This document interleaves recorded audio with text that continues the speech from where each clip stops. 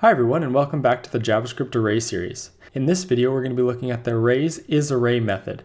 This method lets us know if the value that's passed to it is an array or not, and it will return true or false. So to get started, let's first create our data, which is going to be equal to an array. We'll just leave it as an empty array for now. And then we will go console.log, and we'll print out the data, and we will also go console.log, and we will print out this isArray method. So array.isArray,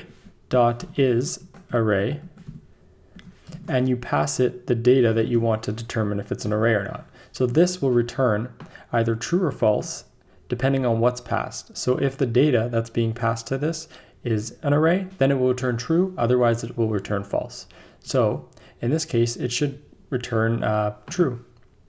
So let's refresh the page. There we go, true. And this is our array, which is empty. So let's just add some data. 1, 2, 3, save it, and there we go, still true.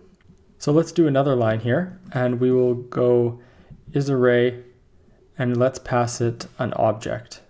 So let's do name equals Winston.